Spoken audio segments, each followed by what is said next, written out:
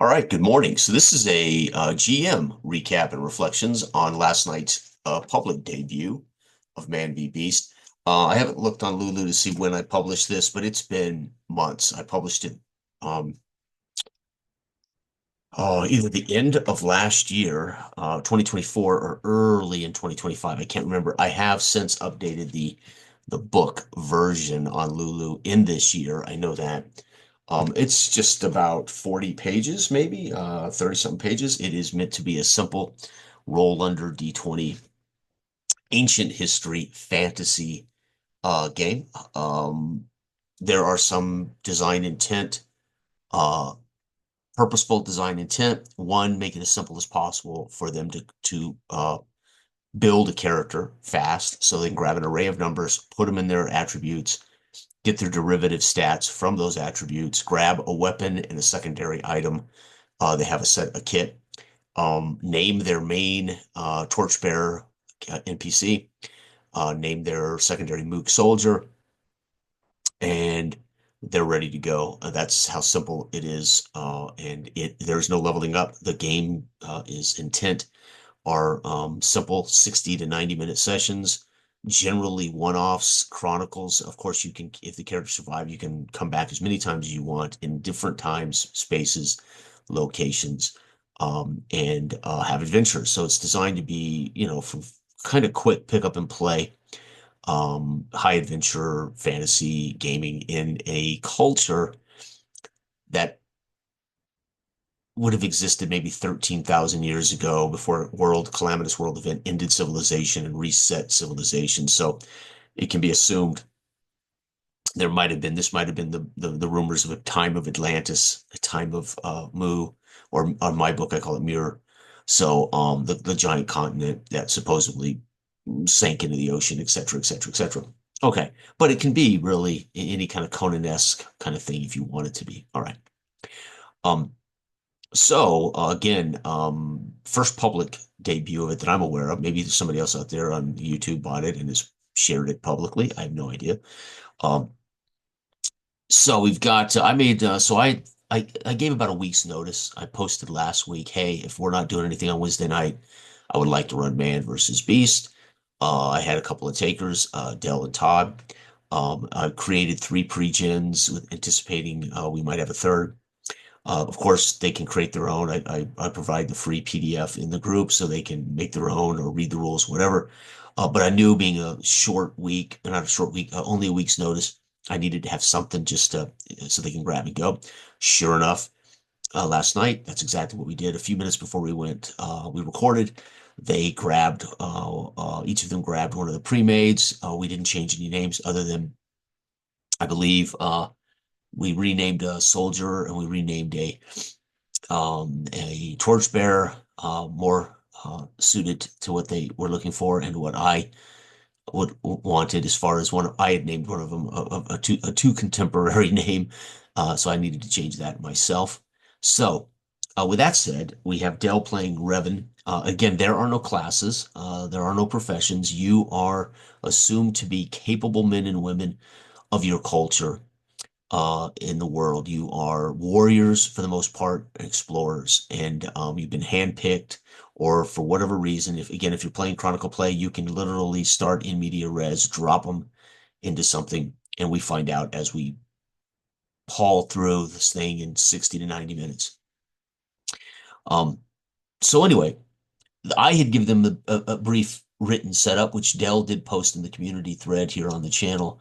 That write up that their chief picked them, built a retrofitted one of their cargo ships for long ocean voyages, told them the tale of a believed great continent of vast treasure, and may well be their ancient ancestors, and he sends them west into the void, into the unknown, and that's kind of how the session setup starts.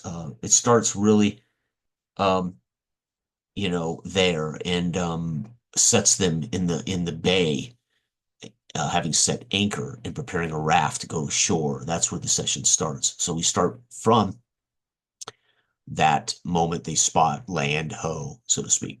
Okay, So we got Del as Revan, who is described as a large man, bearded, speared and shield warrior, anxiously looking for land every day in the bow of the boat. We got Kel Chuan, who is a hammer wielding warrior, sitting at the rudder, and then we have our six. We have our, I should say, four, our two NPC, main NPCs, our two soldier mooks, and then our two crew mooks who are rowing, sailing, fishing, whatever it takes. They've been on the sea for 43 days. When they do spot land, they drop anchor and they row ashore with Dina. This is the torchbearer of Kelchuan. She is basically a right hand man, so to speak, and but basically a renowned cook. And we have Ren, who is, or not Ren, Steros, who is a torchbearer for Revan and kind of a jack of all trades, so to speak. And then we have our Dodge soldier, and Ren is a soldier. And these mooks, the mook soldiers are tools. They can be ordered. They can be sent. They can be used in combat. They can be sent to forage. They can be sent to hunt. Whatever. You can use these tools. Steros and Dina are more NPCs, in which I'm in charge of, or they can talk to, give orders to. They are subject to that, but they have a little more clout. But they're not main heroes. They're not NPCs. So that's the setup. They hit the beach. As they approach the beach, they learn much. They learn that it is black sand. They've never seen black sand before. They see a giant mountain about a day's march deep into the jungle. They see a thick jungle landscape. Land on the horizon as they hit the bay, as far as the eye can see to the north and south. So this appears to be more than just an island, or if it is an island, it is massive. They also, as they float and land on shore, they see fishing nets. They see clay jars submerged with holes. They see evidence that there's fishing here, but no human beings. They discover the sand, that it's soft and deep, makes difficult walking and certainly running. They spot south of the beach, what a human ruin. They see directly in front of them west at the jungle line what appears to be the mouth of two caves adjacent to each other, and then north is a shoulder of the hills and jungle that plunge into the ocean, kind of cutting the beach off in the bay. But they do catch a glimpse that there's a cove on the other side with another range of hills and a smaller spire type mountain with a gaping cave mouth large enough to be seen from here about a quarter of a mile, half a mile up the beach. Um, Revan decides to immediately head over to inspect the ruins. He sends Steros, his man, to the caves to mostly for hunting. They are ready to eat. They've been eating fish and hardtack for 43 days. Kelchuan offers Revan, let's go hunting in the caves, and Revan laughs him off and says, I'm headed to the ruins. He goes that way. Kelchuan, with his men, with his Dina, begins to dig a cooking hole in the beach and prepare to make a camp and eventually cook. So she's occupied with that.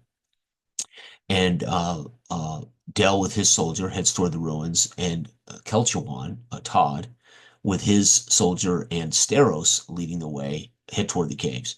Revan approaches, and as he does, he sees these are large pillars, 18 feet high. They have hemp and vine, stout cord ropes hanging from them. And he stumbles across bones in the sand, and then eventually, as he gets closer to the four pillars, they're all about 10 feet apart.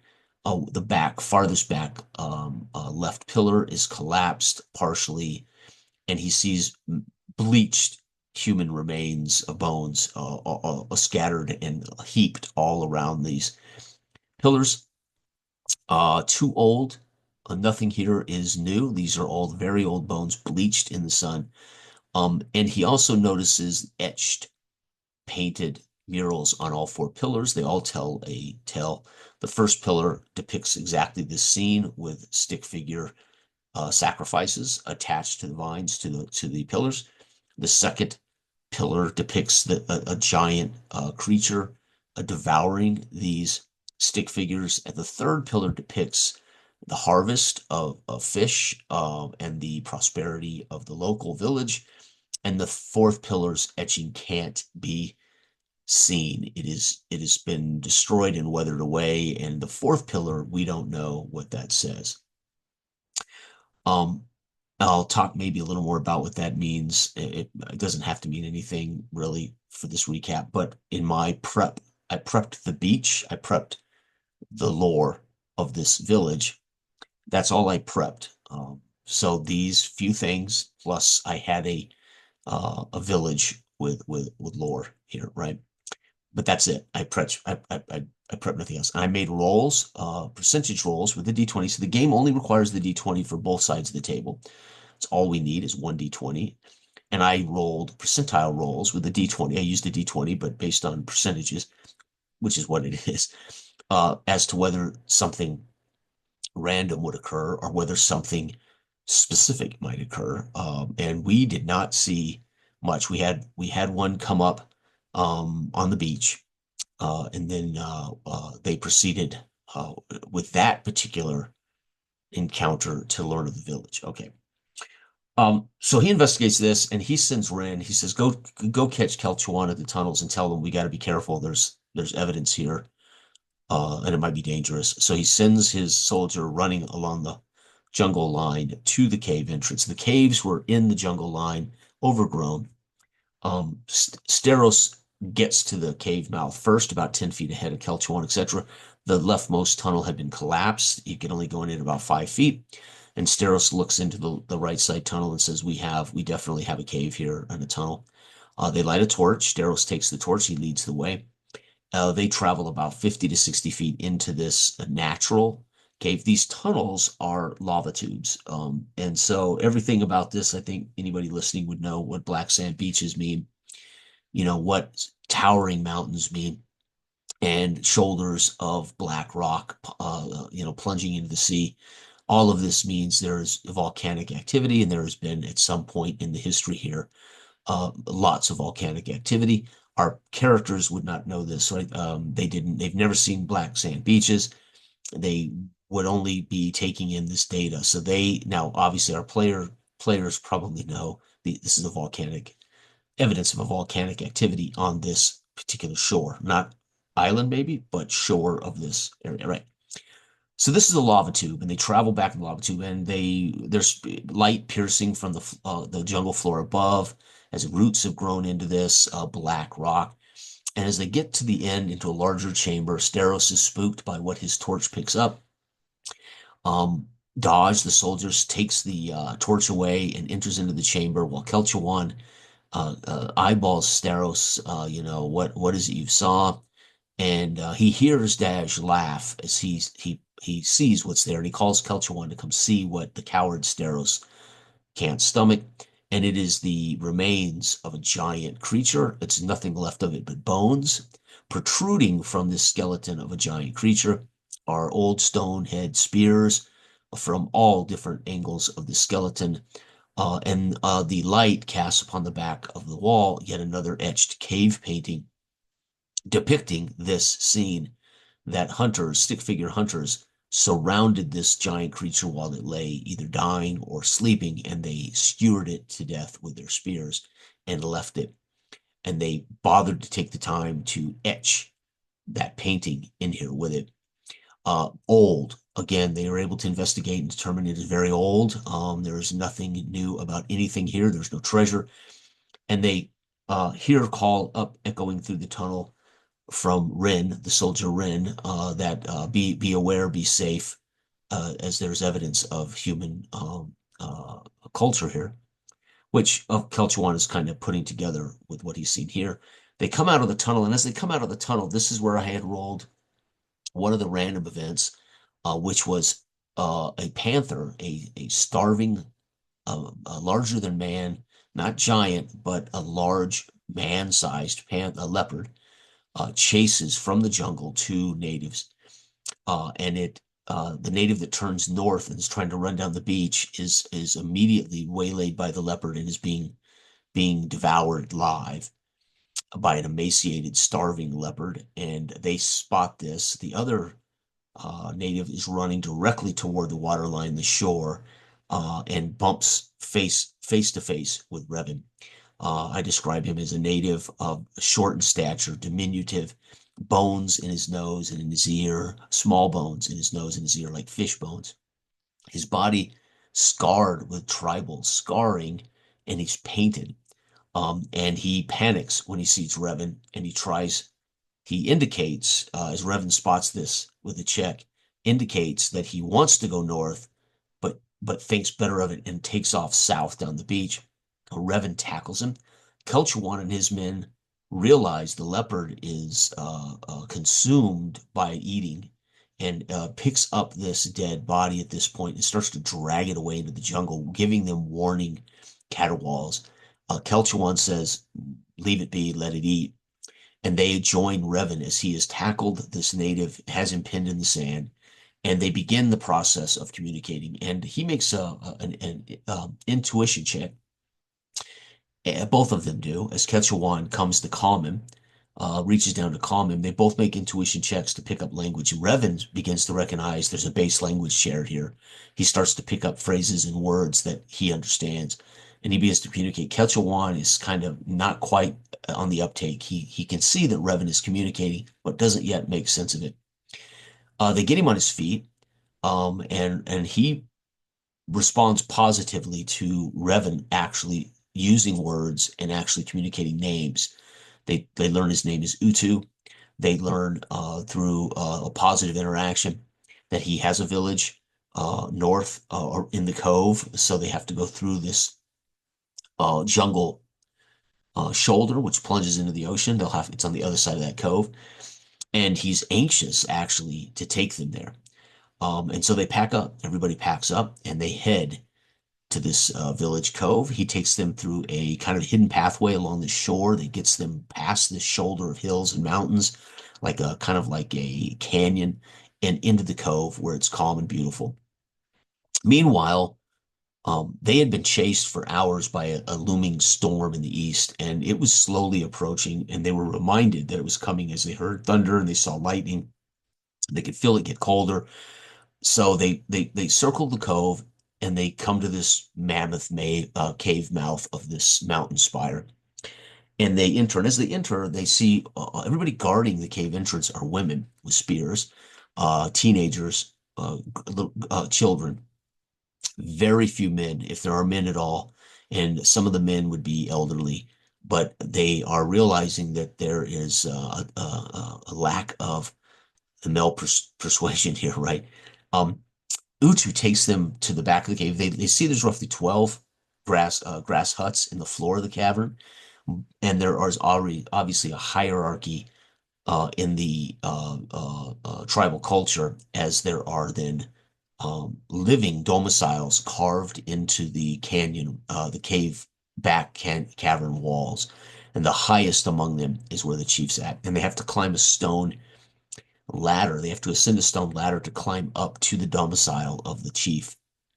And so Utu takes Kelchuan and Revan up to sit with the chief.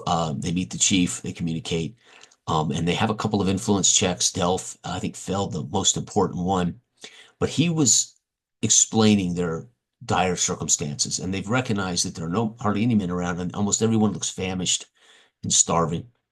And he tells them there is a giant beast that must be waylaid, as they are cursed. And once they have waylaid this beast, they can bring back Volus, their god. Revan sets about to say, no, we are not, we are here. We are brought by Jutan, our god, Revan has decided they share the exact same god, which may or may not be true, but they share a similar word for it. But he keeps reminding him, no, we have to bring back our god, Volus. Revan wants to hear none of this and tells them, well, we're here all right, and we are brought by the great god, but we're here to take you back to your people, to paradise. We're not here to kill a beast and bring back your god, Volus. So Revan is explaining to him, yeah, Volus, right? So there's three gods in this conversation. There's Jetouchawan, and then there's this Volus god of theirs. Meanwhile, he debates. Kelchawan just listens on. Todd just listens on and puts in a couple of key thoughts. And Kudo, the chief, responds positively to these. But ultimately, Revan says, there's only one way this is going to go. Think about it. And he tells them, I will sleep on this. I must confer with my shaman about this. And so he dismisses them, tells them, to stay and feast for what that would be, because they're basically starving for the most part. And Kudo has a private session with his shaman. Coming down the stair ladder, Revan takes the time to stop the shaman and to give the shaman what he wants. He basically reiterates to him, we're not here to slay a beast. We're here to take you people away from here. And he kind of not so subtly tells the shaman, this is what's going to happen, kind of thing, right? And the shaman hisses at them, won't respond, but he looks like a madman. So he ascends the ladder, and Utu takes them to the town village center, where they end up feasting, cooking the fish they have, plus the fish that Dina has brought. And through the night, they feast. They hear tells of what's been happening to them. They learn of a cannibal Hutu tribe that has been harassing them, but mostly they learn of a giant beast that has taken many of their men, their hunters, their fishermen, and they are in a bad way. Revan takes the opportunity all night to share why they're there. We're here to take you to paradise. We're here to help you. We're here to get you out of here. And so they go to sleep early in the morning, having survived the storm. There was a storm outside that ravaged the coast, but they were safely in this village. And most of the villagers didn't seem perturbed by this storm, as they obviously live in this cave and are accustomed to storms.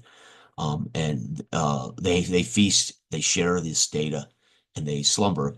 The next morning, they're awakened after a long night of partying, so to speak, by the chief and the shaman in the village center, in which he tells them, "You must slay the beast, and we must bring Volus back. My shaman has seen it." And Revan again stands and says that that's not the best course of action for your people. Meanwhile, he had made a role to influence the tribe, and he convinced through the night with all of his stories of his homeland, to some degree, stories of his homeland. I'm exaggerating, but stories of why they're there. God sent us to help you, but this way. And it turns into a kind of the village demanding Kudos listen to Revan, and they have a democratic vote, again affected by influence checks. And Kudos at that point decides to listen to his people, and they agree that they're going to attempt to go with Revan back to his country of Faradum. Meanwhile, that means crafting a ship, and so they don't have any shipwrights. Kelchawan explains that he's had some luck with it. Revan hints that we have a ship. If we have to, we can use our ship as a guide. Kelchawan says, no, no, there are too many people. Let's do smaller craft, for handfuls. So like the Kontiki, the shallow drift boats that can float upon the ocean for long distances. And they set out, and they both make checks to determine how many days.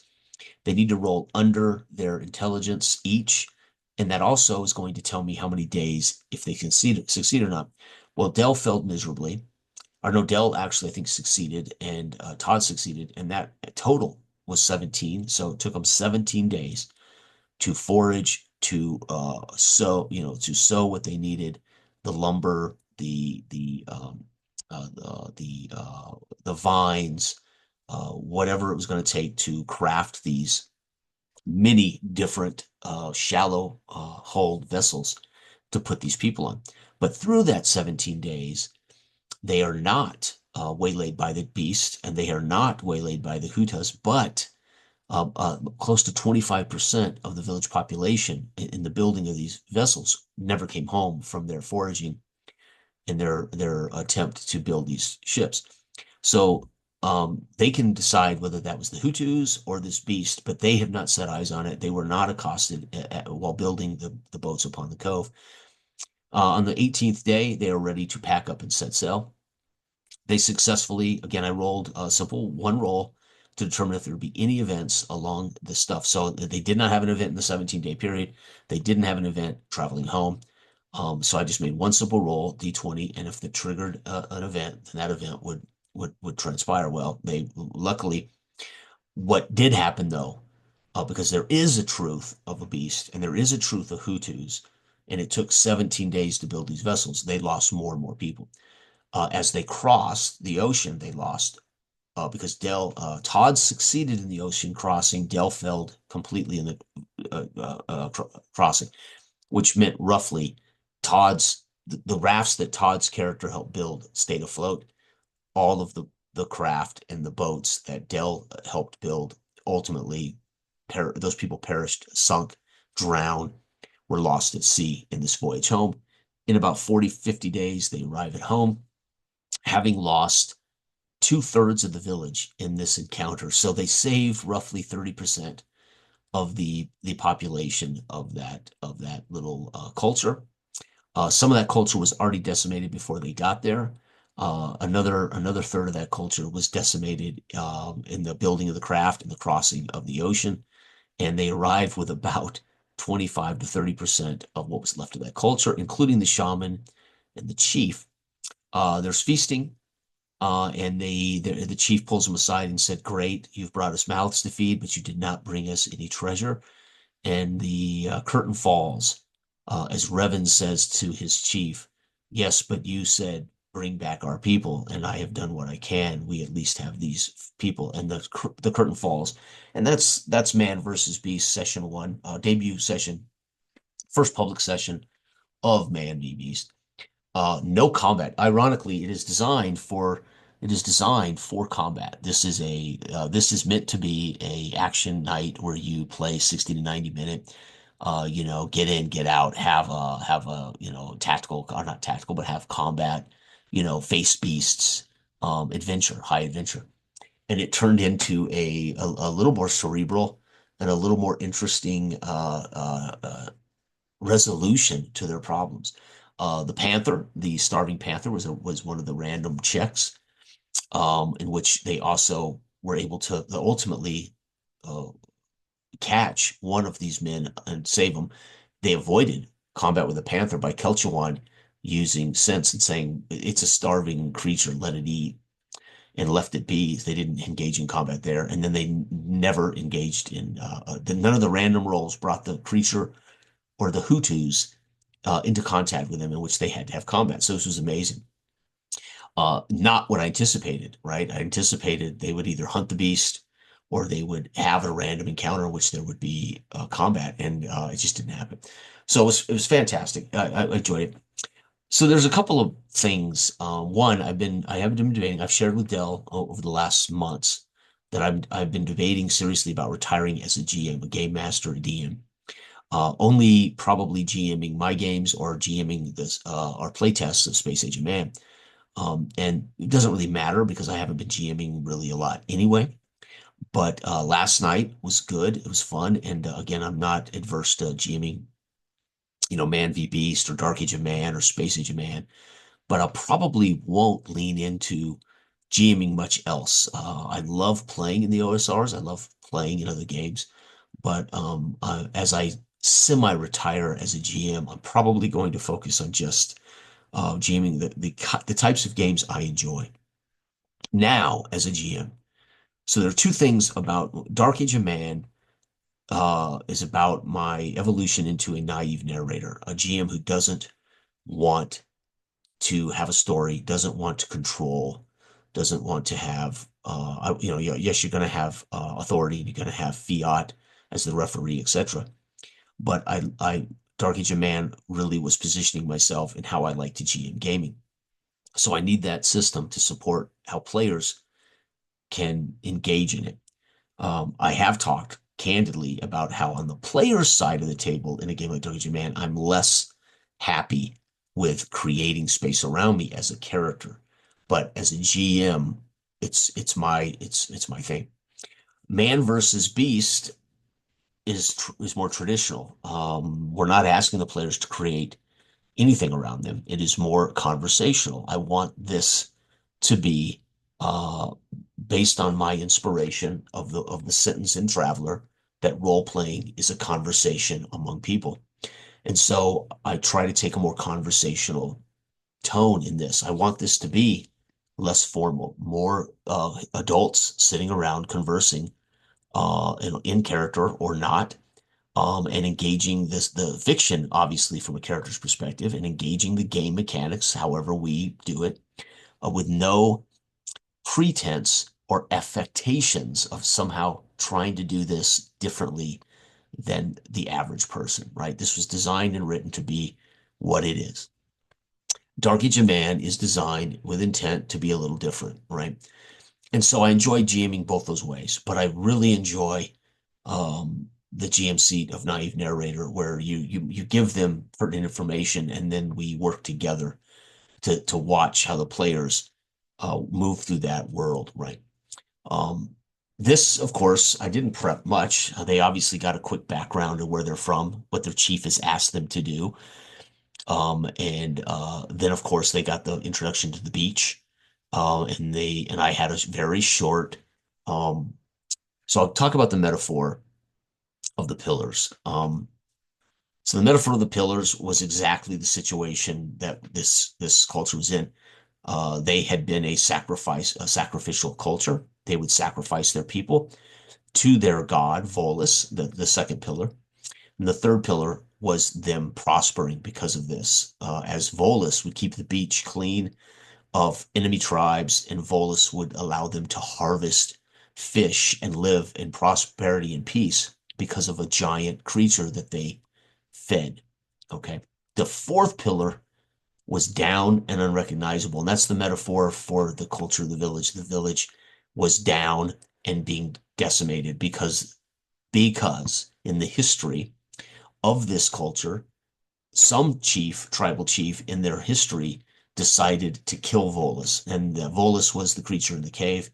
At some point, a chief of that tribe, or when their tribe was chiefless, they decided we need to rid ourselves of this creature, this beast, quit feeding our people to it. Unfortunately, they have been cursed, and that curse begins with poor fishing. That curse begins with famine, maybe plague. And meanwhile, another giant beast has found itself lurking in the jungle and waylaying their culture, waylaying their hunters and their fishermen. And so the damage has been done by a previous generation or two or three or four. We don't know how long ago. And that's the pillars, in a way, set up everything that's references the beach. So the pillars are a metaphor for exactly what they stumble into, and that they will or will not learn, don't have to learn. They could have said, we're heading off for that giant. We're going to look for a greater civilization than this beach. I could have rolled a couple of random rolls that would have created more dire situation for them, as far as there was one of the random encounters was 16 Huta invade the beach and attack them, and attack the village. So that would have been a pretty epic a combat with a tribe of or with a war party of 16 Hutas, which are cannibals. There was the giant beast itself, which was the highest probability. If they lingered on the beach or they went and they forayed into the jungle, it was the highest probability that they would encounter the beast that has been tormenting the village. They did not go on the beach long. They were not in the jungle. So that probability was much lower. And then, of course, there were other minor things. The storm could have been epic. If they stayed on the beach, they would have had to endure some checks and some issues with the storm. And so their first roll of the entire game was for dysentery. Again, traveling on an ocean with your fresh water potted in clay jars. Imagine 8 people for 45 days sharing public water, dipping their cup into water, dipping their ladle into water to drink from this shared water. Your odds of bacterial infection, E. coli, etc., go way up. And so they both had to make a check against E. coli, against dysentery, which would have affected both their health and would have created disadvantage in strength and constitution checks. But they both made their constitution checks, and they had survived this journey without getting ill. I was thinking about making a roll for everybody in the group, and I thought it doesn't matter. These are NPCs, they're mooks. Now I could have made a simple roll to have mooks affected, which would have killed them, right? They would have died on the voyage. But at this point, it's just not that relevant. We want these other NPCs and we want these mooks for the high adventure, right? They need these soldiers when they encounter these beasts or these odds. So this game is designed to really put them to task, in challenging situations via combat. So of course they want these mooks and they want more warriors. I almost canceled when one of our group couldn't make it in time because I was worried that two heroes in this weren't going to survive what I had prepped as far as potential random, not to mention the beast itself. So I was really concerned. I was like, wow, I could roll that giant beast within turns of them hitting the beach, and they're going to be waylaid by this giant beast, and that could be session over in 30 seconds, which could still happen in any game. Of course, it happens all the time in old school games. But I did, thankfully, I didn't, and that doesn't mean they wouldn't have defeated it. Um, but just two of them with a couple of mooks, and so mooks technically just give them a second attack, right? All a mook is really good at is giving them a second attack, and then a mook is basically a hit point. So if a mook is hit, they're dead. That's it. There's no way around it. So mooks are like a tool that if they can avoid being hit, they also give them a second attack. And every PC gets at least one mook or has one mook. And then they have an NPC, which is a non-combatant. So Staros and Dina would have never engaged in combat. They would have hid, or they would have been an aid, like lighting torches or handing arrows or something like that. They are non-combatants. And so the game is high adventure. If you have a party of six, for instance, that's going to be 12. That's going to be 18 in the entourage because every character has a right-hand man and every character has his own soldier. So a party of six becomes an entourage. It becomes Jason and the Argonauts, so to speak, right? We have three leaders or six leaders. There's six lieutenants, so to speak, which are torchbearers. And then they would all have their own entourage of a soldier, which would create a small army. And you can have these high adventure sea voyages or expeditions or whatever. And that's man versus beast. Um, so what was interesting is obviously you anticipate the combat. You anticipate that's man versus beast is this thing, and Revan Dell fought against it the whole time. And I think Todd, I could tell, Dell was like, no, this is what I think this is best for you. For whatever reason, Dell was working against that expectation, which is fine. And I think Todd was like, dude, let's just go kill the beast, right? Clearly, that's what we're supposed to do, kind of thing, right? So I could see that they both think I have uh, expectations as to what they're supposed to do. I don't. It's there. And Revan is free to say that this is not how I want to go about doing this, right? For whatever reason, whether it's because he doesn't want to die or because he really believes, why are we staying here? You've got cannibals, you've got a giant beast. This is clearly your culture's failing. Let's get you home. So it makes complete sense. That's what Revan would want. But I got the feeling Todd was like, dude, let's just kill this damn beast. And I think too, maybe Todd was interested in combat. Maybe he wanted to see how the combat worked. I don't know. But either way, had a good time. Uh, but yes, I had told another friend last week in private that I'm pretty much retiring from GMing. I will GM, of course, Space Age of Man, Dark Age of Man, and Man versus Beast, but I'm pretty much going to be a player as far as publicly and be a player in other people's games. That's kind of where my head's at, which ironically is not that different than what I've been doing. I've been really playing Dark Age of Man and again, we did do Symbaroum. We had a great 14 session shared GMs project with Symbaroum, which was great fun. And I enjoyed immensely GMing Symbaroum. I would not have thought so. Um, but I have just become adverse to complicated games and preparation as a GM. I want to prep. I want to have something. We have to.